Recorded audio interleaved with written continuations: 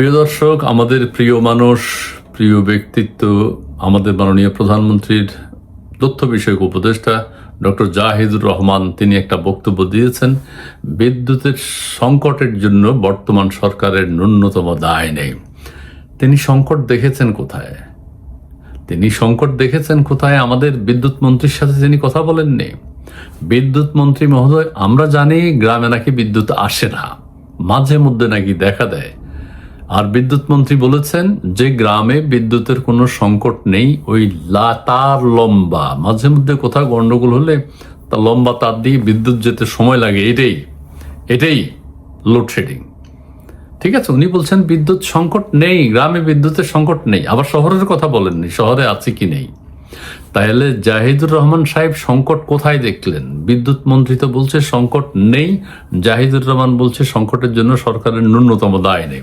আচ্ছা, সরকারের 6 মাস হয়ে গেছে অলরেডি। ঠিক আছে, প্রায়োরিটি বেসিসে দেশে কি কি সমস্যা হতে পারে সেটা তো সরকারের চিন্তা করা উচিত ছিল। এই যে গ্যাস বিদেশ থেকে আনা, কিভাবে বিদ্যুৎ প্রতিষ্ঠানগুলোকে চালু করা যায়, কিভাবে পারমাণবিক বিদ্যুৎ কেন্দ্র চালু করা যায়, সেটা 6 মাস আগে চিন্তা করা উচিত ছিল না? দেশে গরম আসবে, ঝড় আসবে, বৃষ্টি আসবে, বিদ্যুৎ থাকবে না, মানুষ হাহাকার করবে। এটা তো প্রতি বছরই হয়। আবার বিগত সরকারকে দায়ী করছেন। বিগত সরকার বলতে মাঝখানে ওই যে অন্তর্বর্তীকালীন সরকার ছিল, সেটার উপর দিয়ে আওয়ামী লীগের কাছে চলে যায়। তো আওয়ামী লীগের সময় তো বিদ্যুৎ ব্যবস্থা এক ধরনের ভালোই ছিল, মানুষের নাগালের মধ্যে ছিল, লোডশেডিং অনেক কম ছিল। সেই জায়গায় অন্তর্বর্তীকালীন সরকার ক্ষমতায় এসে সমস্ত জ্বালানি বিদ্যুৎ কেন্দ্রগুলো যেগুলো আছে সেগুলো সব বন্ধ করে দিয়েছে। ঠিক আছে, এগুলো তো আমরা দেখেছি। এস আলমের যদি দুর্নীতি থাকে সেটার বিচার করুন, কিন্তু বিদ্যুৎ কেন্দ্র কেন বন্ধ করে দিচ্ছেন? এটা তো ক্ষতি হবে দেশের। সামিতের যদি কোনো দুর্নীতি থাকে সেগুলো তার বিচার করুন, কিন্তু বিদ্যুৎ কেন্দ্র স্থাপনাগুলো তো বাঁচিয়ে রাখতে হবে। সেটাকে আপনারা গুরুত্ব দিন। আপনারা সবকিছু শেষ করে দিয়েছেন।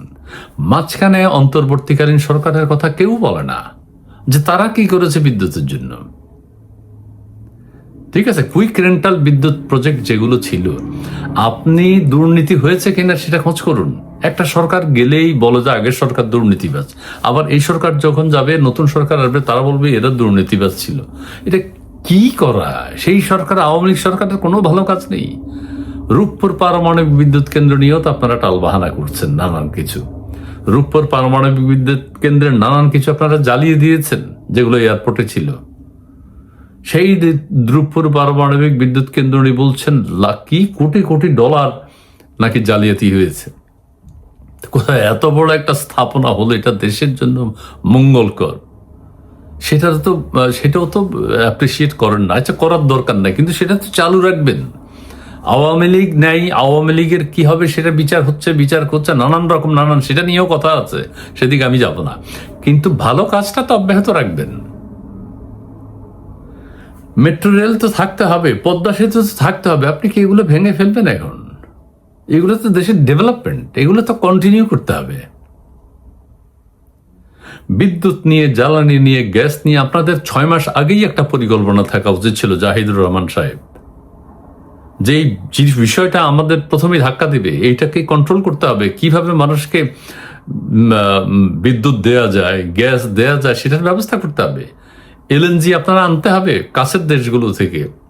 আপনারা চুক্তি করেছেন আমেরিকার সাথে, তো আমেরিকাতে এলএনজি আসতেও তো দেরি হবে, লম্বা সময় লাগবে।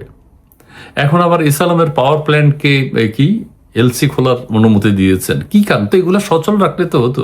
ইসলামের বিচার তো হচ্ছে, দুর্নীতি যদি করে থাকে সেটার বিচার হবে, কিন্তু প্রতিষ্ঠানগুলো তো রাখতে হবে, গার্মেন্টস ফ্যাক্টরিগুলো তো রাখতে হবে। কারা কষ্ট পাবে? দেশের মানুষ কষ্ট পাবে, শ্রমিকরা বেকার হয়ে যাবে। ওগুলো তো ঠিকই, সালমান এফ রহমানের কোম্পানি ধ্বংস করে দিলেন, তো কি লাভ হলো? ক্ষতিগ্রস্ত হলো কে? সালমান রহমানের তো কিছু হবে না, জেলে শাস্তি পাবে হয়তো, কিন্তু তার তো কোনো ক্ষতি হবে না। ক্ষতি হবে লাখ লাখ মানুষের।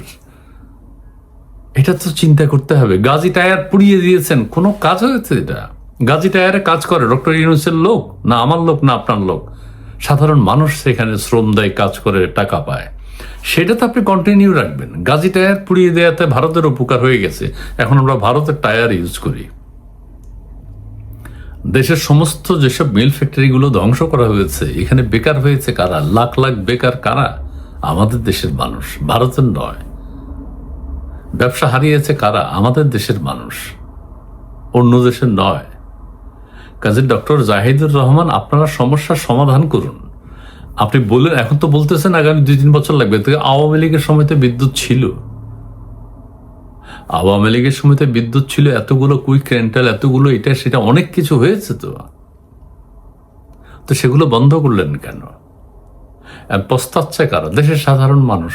সো এগুলো বলে লাভ নাই, এইসব ফালতু কথা আমরা এখন আর শুনতে চাই না। ওই যে বিএনপি গেছে আর 91 সালে, বিএনপি 96 সালে যখন বিদায় নিয়েছে, তখন আওয়ামী লীগ বলেছে পুরো দুর্নীতি হয়েছে ওখানে। আবার আওয়ামী লীগ 96 থেকে 2001 যখন বিদায় হয়েছে, তখন বলছে চরম দুর্নীতি হয়েছে ওই সময়।